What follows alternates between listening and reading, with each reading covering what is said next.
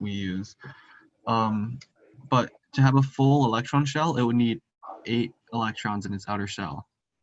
But to do this, elements will combine with one another by taking away, giving, or sharing valence electrons, also known as bonding, which we'll also be talking about later in this course. So if you take these two elements, for example, oxygen only has 6 electrons in its outer shell, so 6 valence electrons.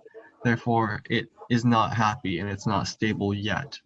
But neon, on the other hand, is a noble gas and has 8 valence electrons in its outer shell, as you can see. Therefore, it's already a stable element, and it does not need to bond with others to become stable.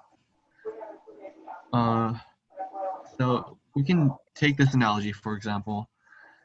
There's like different rows in a stadium, and you always want like these rows to be full, otherwise we're not going to be happy, right? This would be an example of the atom carbon. Carbon only has 4 valence electrons, but for carbon to be happy, it would need these other 4, so then it would have 8 in its shell. I don't know why this outer shell is here, but I couldn't remember it. Carbon only has 2 shells, so then this second shell would be its outer shell, and these electrons would be what it's missing. Okay. So now we're just going to talk about more periodic trends. So as we talked about last time, these are the groups of the periodic table. 1, 2, 3, 4, 5, 6, 7, 8, 9, 10, 11, 12, 13, 14, 15, 16, 17, and 18, right? The groups are the columns in the periodic table. And the rows are called periods. So 1, 2, 3, 4, 5, 6, 7, 8. And the groups represent the amount of outer shell electrons an element has. So for example, beryllium is in group 2, therefore it has 2 outer shell electrons. Or like oxygen is in group 16, so it has 6 outer shell electrons. We will disregard all of the transition metals, so we're going to be counting like 1, 2, 3, 4, 5, 6, 7, and 8. Okay. And then the rows or periods would be the amount of shells or energy levels the element has. So for example, sodium here only has 3 energy levels or 3 electron shells. And potassium has 4 electron shells. And oxygen would have 2 electron shells. So if that makes sense, we can look at this element, calcium, right? As we can see here, calcium has 1, 2, 3, 4 electron shells. So that would place it in the 4th row. So 1, 2, 3, 4, and that is in fact correct. You can also see that calcium only has 2 valence electrons, 2 outer shell electrons. So that would place it in the 2nd group. And that again is correct. So it is in the 2nd group and 4th row. And you can determine that just by looking at its little diagram here, how many shells and how many valence electrons it has. So you guys can answer this question at home. I'll give you the answer in a few seconds. How many shells and outer shell electrons does bromine have? It is the 35th element and it's right here. So if you want to say it in the chat or just unmute yourself and say it out loud, that would be great. Just tell me how many shells and how many valence electrons bromine has. Okay, I'll give you a few seconds to figure it out.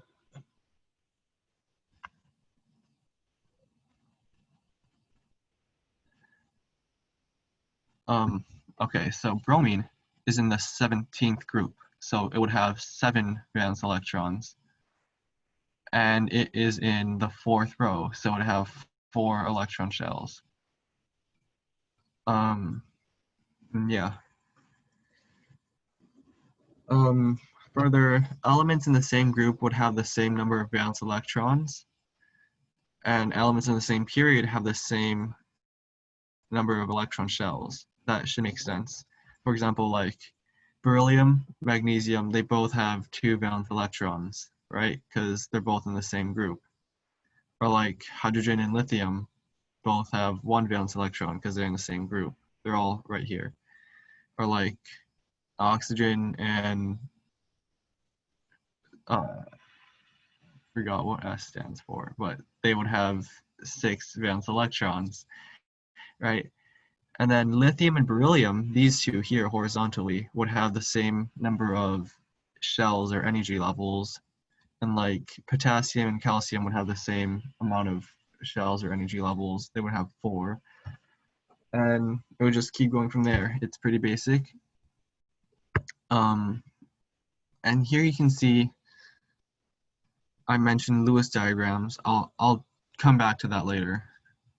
So if something that's very important in chemistry is reading elements in the periodic table. So you often see elements like this, carbon. It would have the symbol, the name, the atomic number, and the atomic mass. So basically the symbol is the symbol for the element, which is like C, right? The name is the name of the element, carbon. The atomic number is how many protons the atom has. So here it would be 6. And then the atomic mass is the mass of the element, which is 12.011. Right.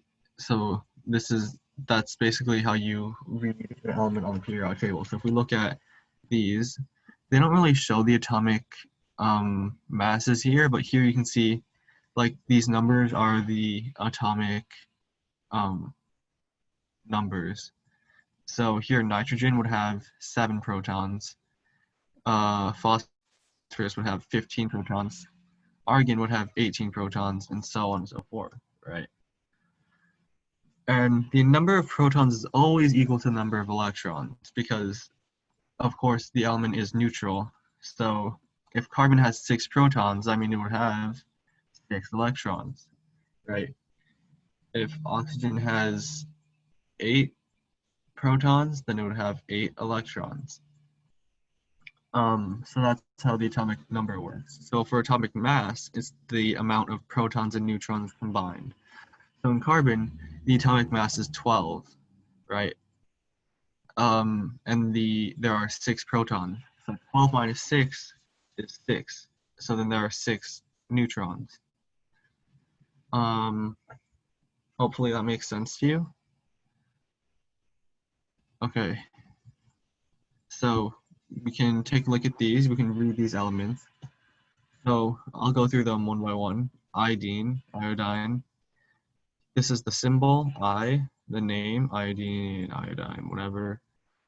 The atomic number is 53, which means it has 53 protons. And the atomic mass is 127. Well, if you round up, it's 127. So by subtracting them, you would get the number of neutrons in the element, which would be 74. Yeah. So iodine would have 74 neutrons, 53 protons, and 53 electrons, right? Because the number of protons and electrons are always even in atoms. Now sodium here, sodium's symbol is Na. I believe it's from the Latin roots, but that's why, like, there's literally no N or A in sodium. So if you were wondering, that's probably where it came from. Anyways, the atomic number for sodium is 11, and the atomic mass is about 23. So first off, we're going to look at the atomic number. 11 protons means there's also 11 electrons. And if the atomic mass is 23, there would be 12 neutrons. So then the whole element would have 12 neutrons, 11 protons, and 11 electrons. Bromine would have, well, 35 protons means 35 electrons, and then it would have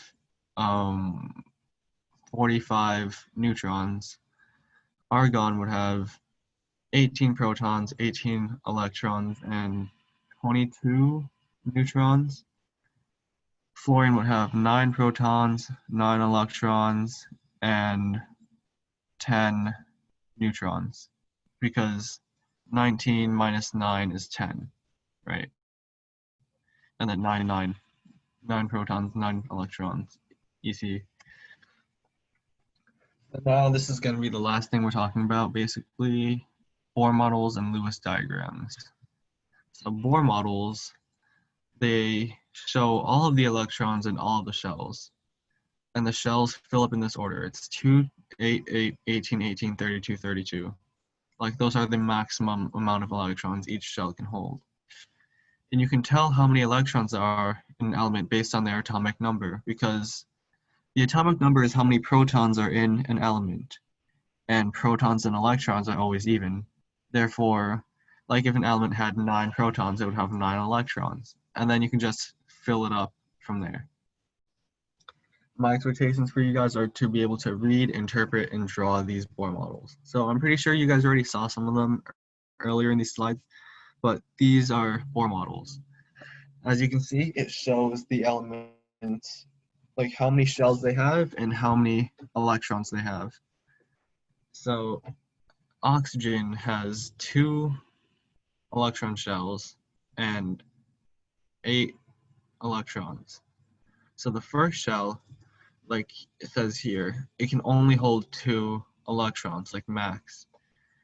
So the first shell would have 2, and the second shell would have 6, which, yeah, then that's oxygen's Bohr model. Neon has 10 electrons and also has 2 electron shells. So as we can see here, the maximum amount of shells, the maximum amount of electrons the first shell can hold is 2. So the first shell has 2 electrons. The second shell can hold up to 8. And here in neon, it does have 8. So the outer shell has 8 electrons, the inner shell has 2 electrons. In total, that's 10. And does neon have 10 electrons? Yes, it does. Therefore, this Bohr model is correct. If you want to incorporate periodic trends into this, you can also tell that neon is in the second period because it has 2 shells, and it's in the 18th group because it has 8 valence electrons. Oxygen has 2 shells, so it's in the second period, and has 6 valence electrons, so it's in the 16th group. Yeah, see, I have it written down there too. And here we can confirm that that is correct because you can see the oxygen group 16, row 2, neon group 18, row 2. Oxygen has 8 valence electrons. Here you can count all 8 electrons. Neon has 10 electrons, and here you can count all 10 electrons. And yeah, Lewis dot diagrams are a lot easier than Bohr models because all you have to do is draw how many valence electrons it has, which is very easy. Because you can see oxygen only has 6, 1, 2, 3, 4, 5, 6, and this is the complete Lewis dot diagram for it. Yeah. Bromine, 7 valence electrons. So it has 7 dots, and that's it. That's all you have to do. Neon has 8, and that's the whole diagram. Argon has 8, that's the whole diagram. You can also tell how many valence electrons it has just by looking at the periodic table, because here you can see oxygen is in group 16, so it's got 6 valence electrons. So you just draw 6 dots around it, bam, done, easy. Bromine has here, right here, I don't know if you can see the pointer, but it's in group 17, so it has 7 valence electrons. So bam, 7 dots, easy. Argon and neon, both in group 18, 8 valence electrons, 8 dots, easy, done, right? And as I said earlier, elements in the same group have the same number of valence electrons, therefore having same Lewis diagrams. Because in Lewis diagrams, all you have to draw is valence electrons. So as you can see here, argon and neon are in the same group. So they have similar Lewis dot diagrams because they both have 8 dots. The only thing that's different is the symbol, right? And here for carbon, you can see that, like if you want to take carbon, for example, and you want to learn how to draw carbon's Lewis dot diagram, you can see that its shell has like 4 valence electrons, right? This is its outer shell, 4 valence electrons. So you just draw these 4 electrons, but of course you're not going to draw penguins. You're just going to draw dots, and that's it. And here you can see on the right, carbon is in fact in group 14, which would make it have 4 valence electrons. So it would have 4 dots in its diagram. Done. So that's it today.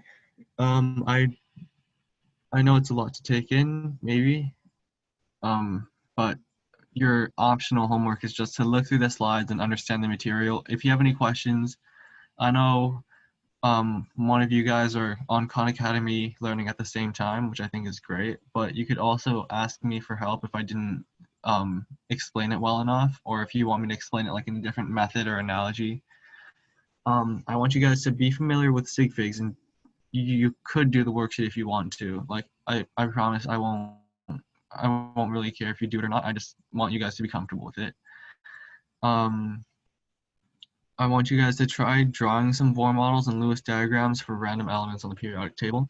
Just like start drawing them and reading them and interpreting them, and then you can look up online to see if you're right. You just look up the element name and like Bohr model, like oxygen Bohr model, and then it would show you the diagram online, right? And then you can also practice converting units. It's really not that hard because metric system is like cool.